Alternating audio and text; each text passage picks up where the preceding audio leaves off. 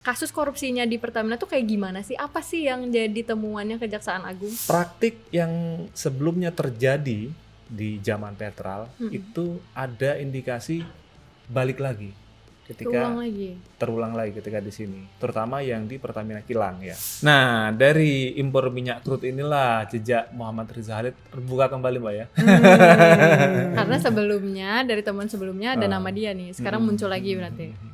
Tapi sekarang lebih lengkap karena ternyata dia juga kenapa kok baru hari ini itu pertanyaannya dihantam apa ya dibersihkan atau diambil nih oleh Kejaksaan Agung.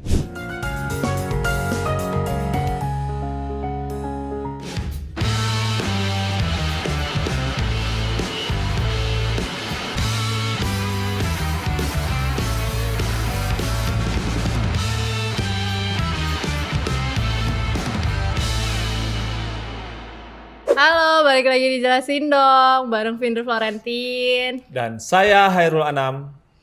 Retno.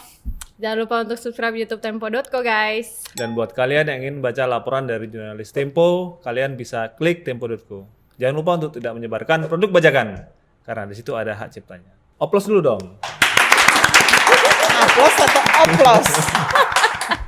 Aplaus bukan oplos. Oke.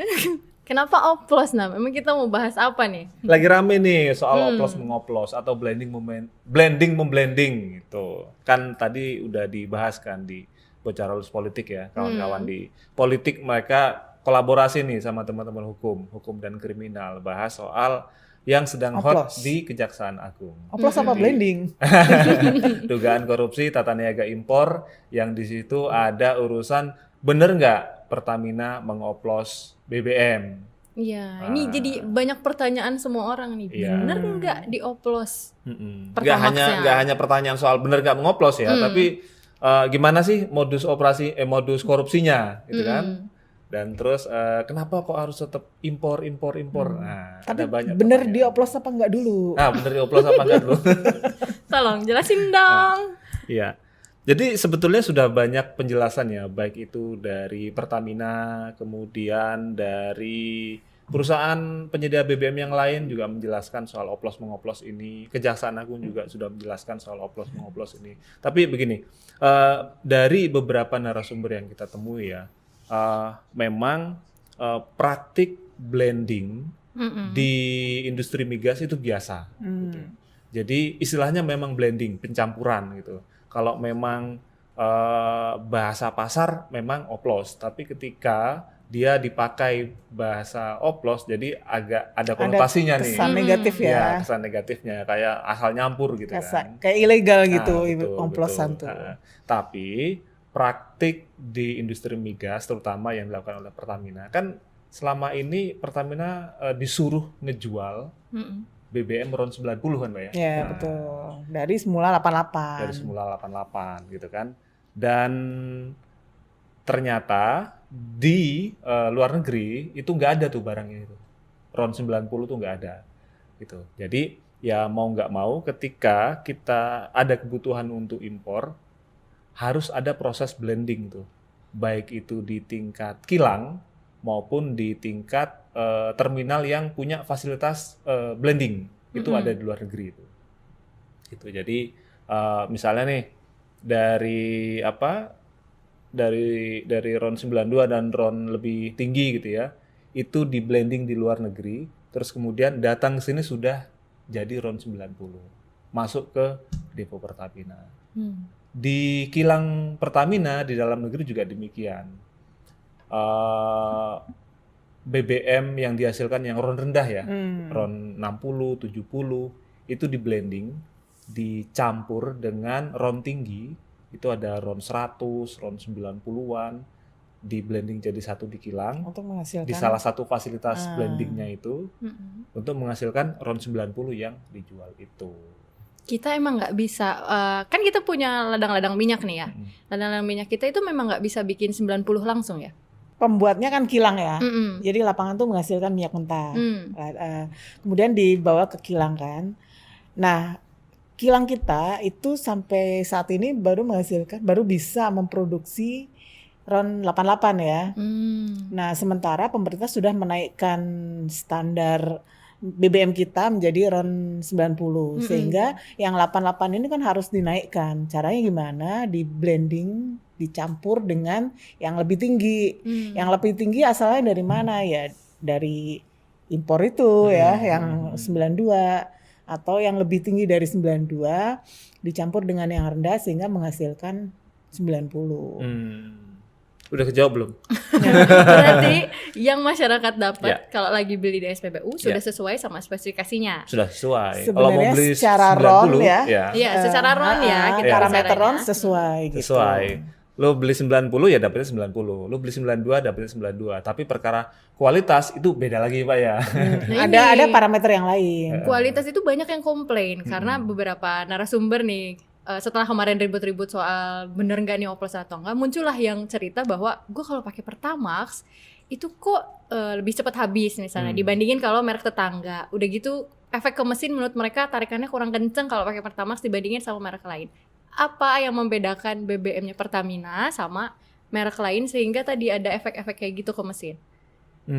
Ya, di BBM itu kan selain RON itu kan kunci supaya dia bisa masuk di mesin-mesin tertentu gitu ya. Misalnya RON 92 itu untuk mesin-mesin yang sudah standar Euro 4 atau mesin-mesin muda gitu ya, baik itu motor maupun mobil. Sementara RON di bawahnya untuk mesin-mesin yang lebih tua.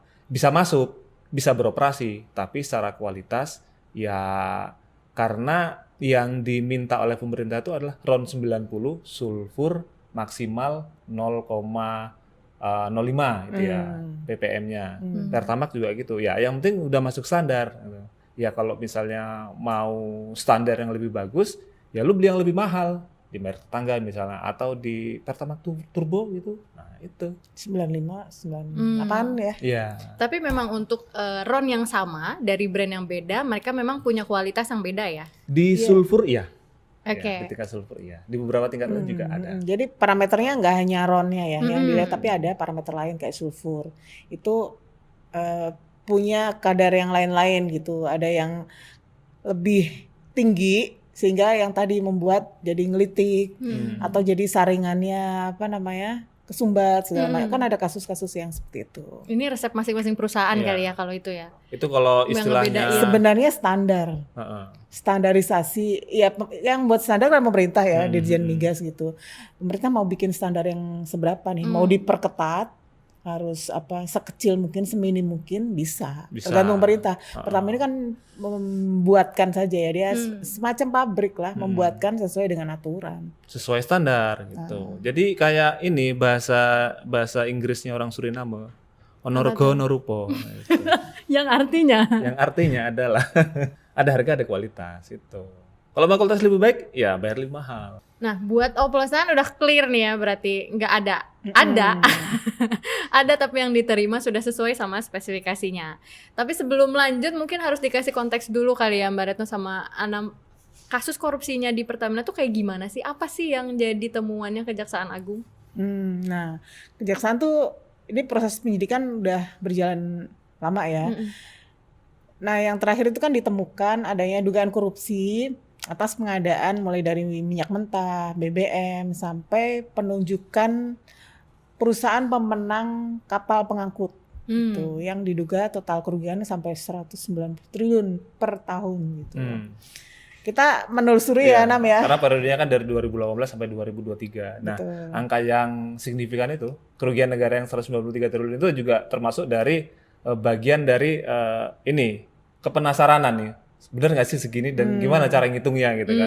Nah, memang tadi yang disampaikan oleh Mbak Retno, dugaan korupsi yang terjadi di Pertamina itu ada di itu tadi impor crude, minyak mentah yang dia ada di Pertamina Kilang, kemudian impor BBM yang dia ada di Pertamina Patraniaga, kemudian penunjukan kapal pengangkut minyak ini yang dia kasusnya ada di Pertamina Shipping. Jadi 3 subholding Pertamina nih yang kena ini. Jadi belum holding ya. Gitu. Nah, masing-masing itu ada modusnya tuh. Misalnya Kalau ada yang intrik-intriknya ya. ada trik-triknya yang dijelaskan oleh Kejaksaan Agung ya, kita coba jelasin sedikit walaupun sebetulnya sudah dijelaskan lebih rinci di bocor halus oleh Tapi teman-teman politik lu dan hukum. ada ini kan, spill dikit dong temuannya lu gitu. Ya. Nah, kalau yang di impor crude itu kan Kejaksaan Agung menyebut pengkondisian impor gitu. Jadi ada rapat optimalisasi hilir yang menyebutkan bahwasanya PT Pertamina Kilang dan Patraniaga ini melakukan pengkondisian bagaimana caranya supaya dibutuhkan impor gitu ya. Nah, ternyata dari penggalian beberapa narasumber yang kita temui itu rapat optimasi hilir ini sebetulnya mekanisme biasa, business as usual di Pertamina gitu kan. Di mana dia untuk menghitung berapa kemampuan kilang untuk mengolah crude dan menghasilkan BBM. Kemudian dari hasil produksi itu berapa kira-kira impor yang dibutuhkan. Nah, dari situ kemudian diputuskan. Jadi ini adalah persetujuan untuk saling menghitung kemampuan lu berapa, kebutuhan gua berapa gitu. Jadi kalau dibilang mungkin Kejaksaan Agung menganggapnya itu pengkondisian, tetapi di narasumber yang kita temui gitu Mbak ya, ini memang bisnis usualnya memang begitu. Bisnis usual artinya Ya. sebenarnya secara SOP sih prosedurnya sudah seperti itu ya memang ya. Tapi ada celah-celah kan, ada titik-titik yang rawan memang untuk terjadinya penyimpangan gitu. Di mana gitu Nah, itu salah satu titik itu adalah di ini ya, di impor minyak mentah ya. Proses Jadi, tender. proses tender gitu kan. Nah, kalau misalnya nih dulu nih Mbak ya, nah ini nanti Mbak Retno nih bisa cerita karena dia mengalami sendiri tuh. Apa itu? Gue jadi trader gitu. Jadi dulu ketika zaman Petral ya, zaman Petral masih ada, itu kan di tahun 2014 ke bawah Mbak ya, di tahun 2014 ke bawah itu, nah ini nanti akan nyerempet nih, ketika kita nyebut Petral, kita akan nyebut Muhammad Reza Khalid yang nanti akan kita jelaskan juga. Ketika kita nyebut Muhammad Reza Khalid, kita nanti akan nyebut Kerry yang jadi beneficial owner yang jadi tersangka di kasus ini gitu ya. Yeah. Nah, dulu di zaman masih ada Petral, itu sebelum tender itu Pertamina lewat integrated supply chain-nya mereka itu punya owner estimate, harga perkiraan sendiri dari minyak yang akan dia impor. Gitu. Jadi itu yang kemudian dibocorkan. sering bocor. Jadi Petral inilah kemudian ketika dia sudah dapat owner estimate duluan gitu ya. Ini Pertamina nyari barang ini dengan harga spek ini harga sekian. Ya udah, gua nyari duluan, mereka amankan, ketika dia tender dia masuk itu barang dan potensi menangnya sangat gede karena udah tahu kan harganya berapa, speknya kayak gimana, lebih tahu duluan. Karena proses tendernya itu juga mepet banget, cuma 3 hari. Jadi seandainya patuh banget gitu ya, baru tahu hari ini pembukaan tender, kemudian 3 hari lagi cari di market itu tidak mungkin bisa mendapatkan hasil yang optimal gitu dengan harga terbaik gitu sesuai dengan harga perkiraan Pertamina tadi, harus di bawah harga yang dimau Pertamina gitu. Tapi ketika itu udah bocor duluan, misalnya beberapa pekan atau sepekan 2 pekan sebelumnya udah bocor, dia lebih punya waktu sebenarnya untuk ke market ya, cari barang, menguasai barang, itulah yang membuat dia bisa dapat selisih margin yang lebih lebar dibanding player lain. Gitu. Itu salah satu titiknya. Gitu. Nah, ketika Petral dibubarin ya Mbak ya, tahun 2014, 2015 waktu itu, awal-awal Jokowi itu, proses itu kemudian sempat membaik Mbak ya, pengadaan impor minyak karena dikonsolidasikan di ESG Pertamina. Nah, ini kemudian berubah lagi ketika Pertamina tuh memecah diri jadi subholding. Jadi ketika itu subholding Kilang dipecah jadi Pertamina Kilang, subholding Niaga dipecah jadi Patraniaga, Pertamina Patraniaga PPN ya. Nah, akhirnya pengadaan crude oleh Kilang, pengadaan BBM impor oleh Patraniaga. Nah, ini kemudian kita ngobrol dengan beberapa orang, praktik yang sebelumnya terjadi di zaman Petral itu ada indikasi balik lagi. Ketika terulang lagi ketika di sini, terutama yang di Pertamina Kilang ya, di Pertamina Kilang itu ada indikasi memang praktik membocorkan owner estimate, terus kemudian mengatur spek atau mengatur spesifikasi produk yang ingin diimpor supaya hanya orang-orang tertentu saja yang bisa memenuhi ini. Ya karena ada kebocoran informasi tadi. Ya, Tapi kayaknya perlu dijelasin dulu ya tata waktunya ya namanya soal ISC tadi. ISC Integrated Supply Chains. Itu jadi satu unit ya di Pertamina yang dia awalnya ketika ISC ini berdiri. Jadi ISC itu sebenarnya ada dua periode kebangkitan dalam tanda kutip gitu ya. Sebelum eranya Jokowi itu. Dulu ISC dibangun untuk mengambil alih pengadaan semua mulai dari perencanaan, bikin raca kebutuhan minyak mentah, raca kebutuhan BBM sampai pengadaannya bagaimana semua direncanakan di sini gitu. Nah kemudian ada yang terganggu dengan ini, dengan skema ini karena tidak lagi bisa mengintervensi, tidak lagi, walaupun kabarnya sih bocoran masih beberapa kali ada ya, bocoran owner estimate tadi gitu. Tapi dengan terintegrasinya proses pengadaan crude maupun BBM ini membuat pihak yang biasa mengintervensi itu menjadi kesulitan. Sehingga dipangkas kewenangannya. Pengadaan kembali lagi ke Petral gitu. Dia hanya fungsi perencanaan saja. Jadi cuma ngitung-ngitung aja neracanya berapa, kebutuhannya berapa, tapi tidak mengeksekusi gitu. Nah, pada perkembangannya di awal periode Jokowi itu dibangkitkan lagi, dikembalikan lagi satu tangan yang sempat terpisah itu dikembalikan ke sini lagi gitu. Kembalilah para player yang dulu menguasai itu ke ISC ini gitu. Ada cerita yang menarik dari ISC ini ya ketika awal ISC berdiri.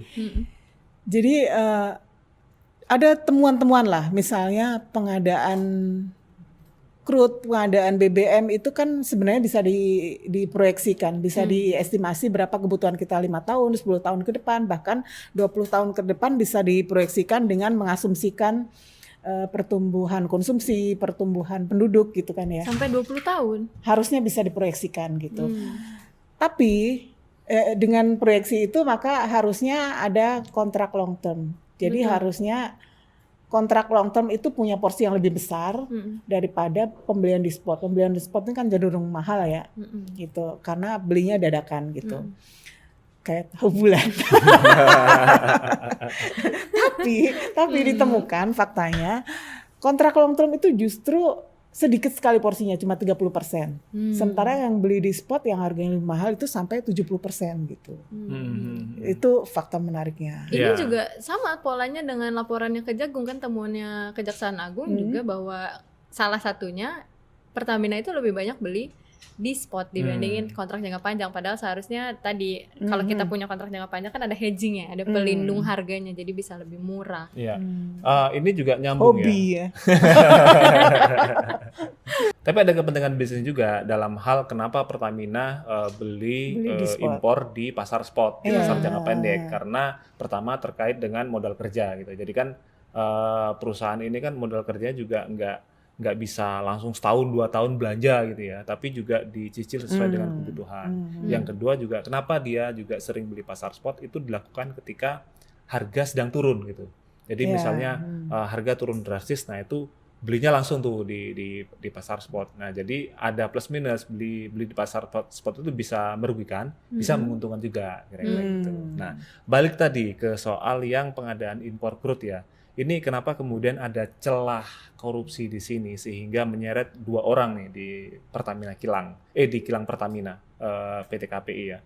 Itu direktur feedstock dan produk optimalisasi Sani Dinar, kemudian vice president feedstocknya juga Agus Purwono. Nah kita dapat informasi ya bahwasanya celah korupsi di impor minyak itu ada di feedstock ini. Kenapa? Karena tim inilah di bawah timnya Sani Dinar dan ke bawah ini yang menentukan owner estimate, yang harga perkiraan sendiri barang yang akan diimpor, kemudian spek yang akan diimpor dan lain-lain.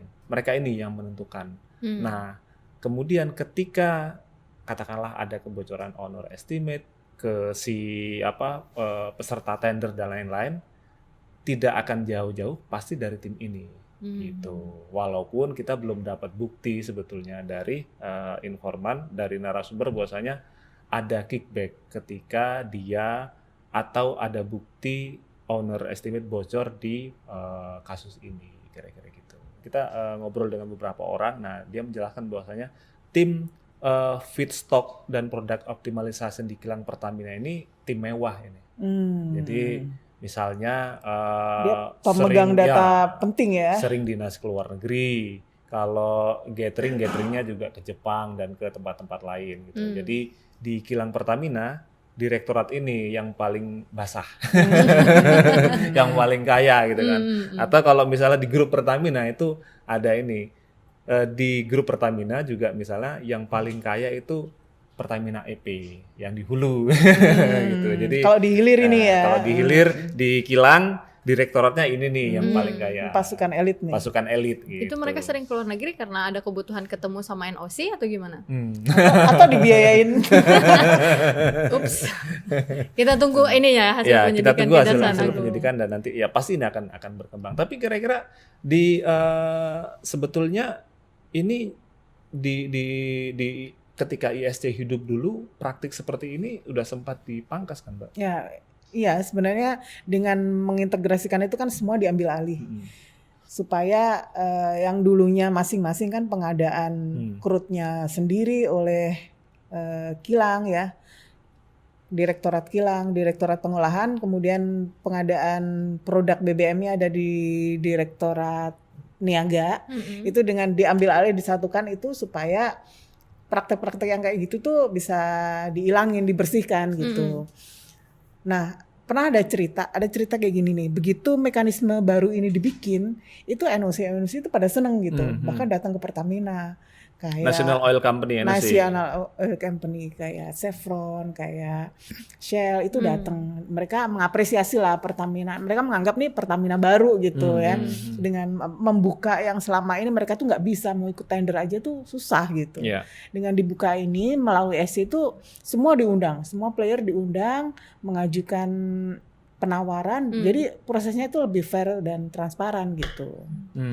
Nah, dari impor minyak crude inilah jejak Muhammad Riza Khalid terbuka kembali, Mbak ya.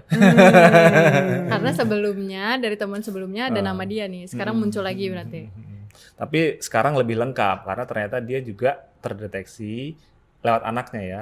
Itu main di penyewaan kapal pengangkut minyak. Ini gimana ceritanya, Mbak? Muhammad Riza Khalid. Nah, kita juga sempat teman-teman kita ya, itu juga sempat takziah itu. Itu takziah atau nyusup, Mbak? Takziah dong. Kita sama muslim tuh wajib itu. Dan di sana ketemu banyak pejabat ya. Nah, itu dia menariknya. Jadi si Riza Khalid itu udah lama sebenarnya ini menjadi perbincangan di kalangan pelaku industri migas gitu ya. Selalu ada itu. Mulai soal impor minyak mentah, impor BBM, selalu nama itu disebut-sebut. Tapi kita nggak pernah menemukan untuk menelusuri perusahaannya. Kita tahu ada perusahaan A, B, dia punya bendera banyak sekali itu. Dan kita tahu bisa mengendus bahwa ini perusahaan dia gitu. Cuma kenapa bisa mengendus? Karena bolak-balik menang. Dalam tender Pertamina tuh sering menang gitu. Cuma ketika kita menelusuri bener nggak ini punya dia, itu nggak pernah ada namanya gitu. Apalagi perusahaan-perusahaan itu banyak kan di negara-negara ini ya. Di ini British Virgin Island dan lain-lain itu surga-surga pajak yang kita nggak bisa melacak beneficiary ownership-nya. Gitu. Tapi pernah ada satu perusahaan yang di situ ada mantan menteri yang ternyata orang kanan kita. Mantan Menkominfo itu ternyata memang orangnya Muhammad Riza Khalid ini. Gitu. Siapa itu? Spill dong. Sudah jadi rahasia umum juga tuh, tenang aja. Mantan Menkominfo Johnny Plate itu pernah ada di satu perusahaan itu terdokumentasi ada di akta perusahaan gitu. Jadi itu yang mengkonfirmasi bahwa perusahaan ini milik Riza Khalid gitu. Iya. Emang apa yang dilakukan sama Riza Khalid nih dengan seluruh bendera-benderanya dia di Pertamina? Ya tadi dia mendapatkan insider information tentang harga perkiraan owner estimate dari Pertamina, berapa sih Pertamina misalnya mau impor crude atau impor BBM, harga patokannya Pertamina berapa, berarti nanti pengadaannya harus harga di bawah itu gitu kan ya. Terus volumenya berapa, misalnya butuh 400.000 barel atau butuh berapa, itu dia udah tahu duluan. Artinya dia bisa megang barang, menguasai barang atau belanja duluan lah di pasar tuh sebesar itu dengan harga yang bisa dia dapat gitu. Kemudian dari speknya. Jadi tender itu kan pasti ada speknya apa aja yang diperlukan, pada harga berapa, volumenya berapa. Nah, dengan dia pegang lebih awal, dia bisa ada di pasar lebih dulu, belanja duluan lah. Jadi barang-barang itu kan nggak banyak. Jadi ketika dia udah kuasain kan yang lain jadi kesulitan dengan waktu tender yang cuma 3 hari itu gitu. Jadi nggak perlu nyuap untuk menang tender. Tuh, cukup menguasai barang yang akan dibeli oleh Pertamina dengan harga yang diinginkan dan masuk dalam sistem, itu udah menang tender gitu. Jadi tapi dia servis habis semua orang yang membocorkan rahasia itu. Canggih. Yang di kasus ini juga, yang di kasus yang diselidiki Kejaksaan Agung ini kan salah satunya menggunakan depo BBM ya, terminal BBM punya anaknya Rizal Khalid ini, yang di Merak tuh, Orbit Terminal Merak. Itu sempat digunakan Pertamina selama beberapa waktu, kemudian nggak dibayar. Nah itu sempat geger. 2015 ya atau 2016 ya? 2014 akhir. Nah di 2015 tuh Pertamina nggak mau bayar. Pertamina waktu itu direktur utamanya baru ganti, Dwi Sucipto. Dia masuk, dia minta audit dulu, Di audit ternyata harganya kemahalan dong. Harusnya Pertamina itu cuma bayar 60% dari harga kontrak dari saat harga itu. yang sudah terkontrak itu. Makanya kemudian ketika mereka nagih, mereka kan karena itu sudah dipakai tagih dong. Tapi Dwi Sucipto maunya bayar sesuai dengan hasil audit. Jadi cuma bayar 60%. Jadi peristiwa ini menggambarkan MRC Rizal Khalid itu sudah malang melintang di tata niaga di industri impor ini ya. Pertamina. Bukan terutama. hanya impor, deponya juga dia punya gitu kan. Jadi kenapa kok baru hari ini itu pertanyaannya. dihantam dibersihkan atau diambil nih oleh Kejaksaan Agung. Nah itu jawabannya ada di teman-teman Bocor Halus yang tadi. Jadi saksikan juga Bocor Halus. Saksikan juga itu kan. Tapi Rizal Khalid di laporannya Kejaksaan Agung sampai sekarang masih belum kena status apa-apa ya, belum kena status tersangka dan lain-lain. Rumahnya sudah digeledah. Rumahnya sudah digeledah, tapi belum ada status yang menjerat dia secara hukum. Anaknya kan sudah kena. Baru anaknya, kita tunggu kelanjutannya. Iya. Nah, di kasus yang sekarang diusut Kejaksaan juga, nah di kapal kan dia juga kena juga tuh. Jadi dia menyediakan kapal untuk pengangkutan minyak. Nah ini memang kita ngobrol dengan beberapa narasumber ya, memang dibandingkan dengan pengusaha-pengusaha lain yang menjadi vendor atau pemasok di Pertamina, MRC ini Muhammad Rizal Khalid lewat anaknya itu ada di mana-mana. Gitu. Ada di impor minyak, ada di impor BBM sebagai broker juga, ada sebagai penyedia kapal juga yang disewakan ke Pertamina Shipping untuk mengangkut minyak-minyak yang diimpor oleh Pertamina atau yang didistribusikan ke beberapa pulau. Gitu. Nah itu walaupun sebetulnya dibanding pemain kapal lain yang memasok kapal ke Pertamina Shipping, jumlah kapal yang dipasok MRC itu cenderung sedikit. Gitu. Tapi kepake terus. Jadi kalau di minyak, utilitasnya paling tinggi. Di minyak dia raja, di kapal dia mungkin masih berbagi. Oh jadi si Riza itu main kapal juga ya? Semua industri migas dia komplit punya ya? Ya, dari hulu ke hilir, dari impor minyak sampai kapal. Gitu. Pantesan. Jadi pernah banyak cerita Pertamina tuh mau bikin kapal tuh batal terus gitu. Jadi rupanya ada pihak yang ingin masuk gitu ya. Jadi ada cerita juga dulu banget nih. Pertamina tuh udah pesen VLCC ke galangan Hyundai di Korea ya, di Korea Selatan gitu. 2 unit udah jadi. Begitu jadi langsung dijual. Karena dapat margin sih, marginnya lumayan waktu itu sekitar 1 miliar kalau nggak salah, 1 miliar US gitu. Dalam jangka pendek kelihatan gede, tapi dalam jangka panjang ketika kapal itu dipakai sendiri, dioperasional sendiri, biaya sewanya kan akan berkurang jauh gitu.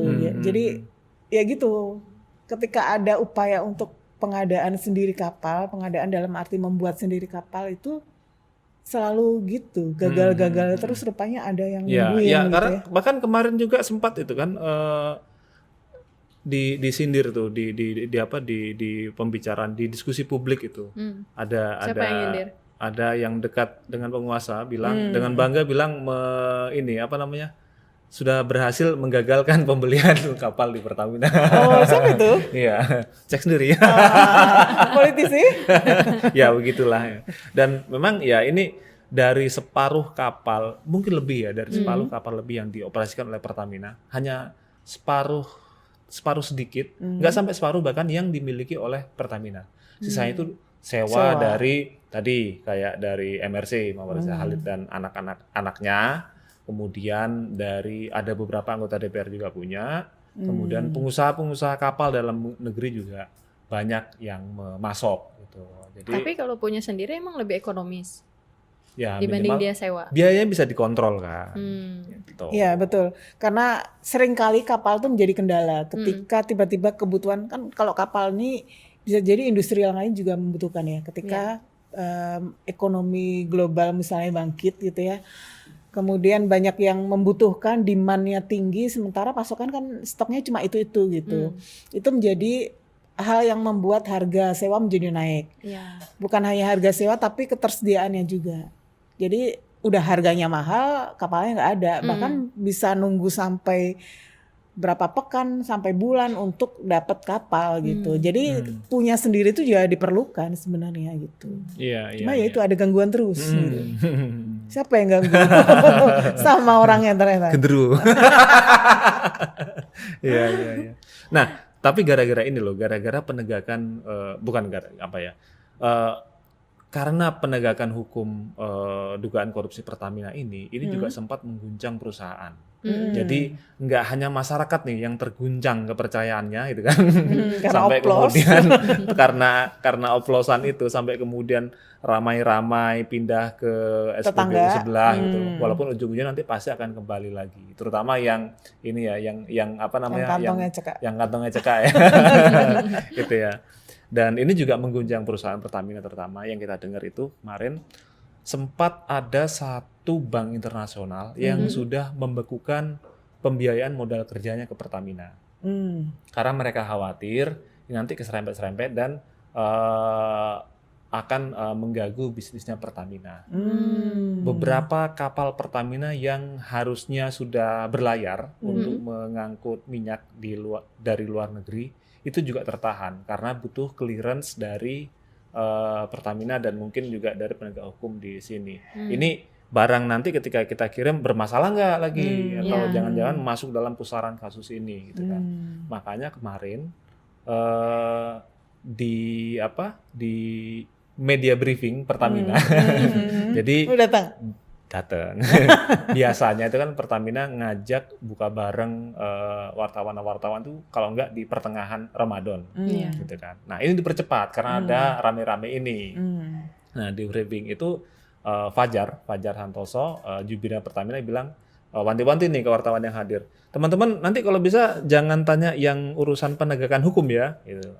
Tapi ketika direksi Pertamina ngomong, mereka curhat sendiri soal kesulitan yang dihadapi Pertamina ketika penegakan hukum ini.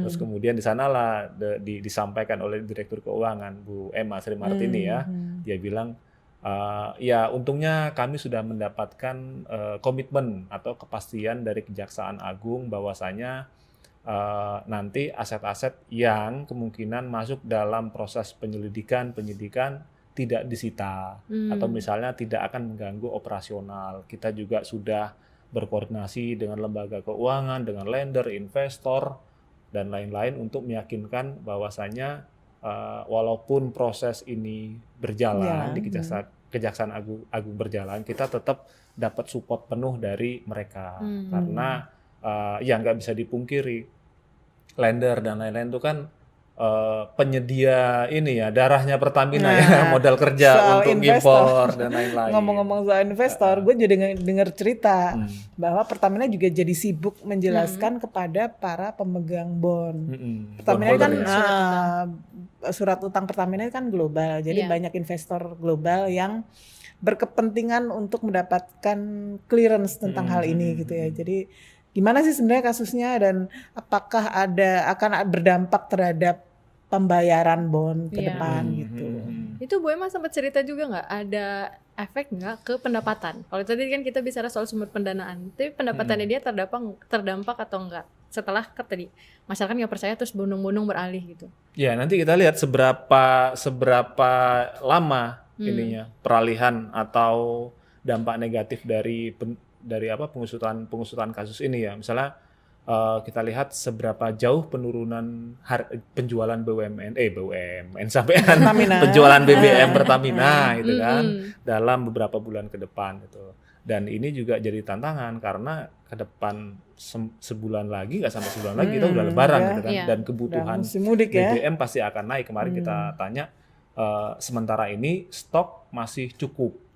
Tapi disebut ya berapa hari gitu. Nah, itu ngomongnya sih sebulan masih cukup. Atau ya pengadaan sebelumnya itu kan impor terakhir itu mereka di Desember. Itu sebetulnya masih cukup untuk 3 bulan ke depan. Gitu. Nah, masalahnya kan perlu pengadaan baru nih. Pasti dari impor. Karena produksi dalam negeri kan nggak cukup, baik itu impor BBM maupun impor crude. Iya. Nah, Pertamina kabarnya sedang meminta clearance dari Kejaksaan Agung. Gimana? Ini kan proses sudah jalan, proses hukum sudah jalan. Gua masih boleh kalau impor ngimpor lagi nggak? aman nggak gitu. Jadi perlu pendampingan. Jadi perlu clearance. Kalau nanti aman, mereka operasinya, impornya itu bisa jalan seperti normal sedia kala. Dan tapi satu masalah krusial lagi di internal Pertamina itu ternyata karena ada penegakan ini kasus korupsi di Kejaksaan Agung ini, itu pengambil pengabijakan yang krusial, yang signifikan itu kosong. Direktur utama Pertamina Shipping kosong, direktur utama Patraniaga kosong, direktur feedstock kilang Pertamina kosong, dan ini harus diganti oleh pejabat definitif, PLT. Ya, Sekarang masih PLT. Yang mau tanda tangan impor BBM, tanda tangan impor crude, atau penyewaan kapal. Nah, gue dapat info nih terbaru, Pertamina Group itu sudah memposting internal job posting, jadi lowongan kerja jabatan yang bisa diisi oleh internal, kayak lelang jabatan, kayak lelang jabatan. Jadi nanti melamar gitu ya, misalnya lamar jadi VP, lamar jadi senior vice president, vice president. Ini nih biasanya hanya dibuka untuk level direktur, baik itu direktur subholding maupun anak-anaknya. Sekarang tuh sudah turun sampai tawarin sampai level SPV, sampai VP bahkan. Itu nggak ada yang mau ngambil. Takut semua. Karena takut semua. Panas. Itu. Jadi karena ya apa yang diusut oleh Kejaksaan Agung hari ini itu ya kerjaan sehari-hari Pertamina. Gitu. Pengambil kebijakannya kena semua, yang tanda tangannya kena semua. Jadi IJP-nya itu sekarang masih kosong. Gitu. Tapi sebenarnya kalau semuanya dilakukan dengan benar, GCG-nya benar, transparan gitu, harusnya nggak perlu takut ya? Ya kita tunggu aja nanti hasil penyidikan dari Kejaksaan Agung, apakah tersangka-tersangka ini mereka menerima kickback misalnya, menerima gratifikasi, menerima suap, atau punya konflik interest dengan memenangkan jejaring bisnis MRC di Pertamina. Oke, Nam, kita kasih applause dulu. Blending maksudnya. Blending. Saksikan terus Jelasin Dong di YouTube Tempo.co. Kalian juga bisa dengerin di Spotify. Jelasin Dong. Bye-bye.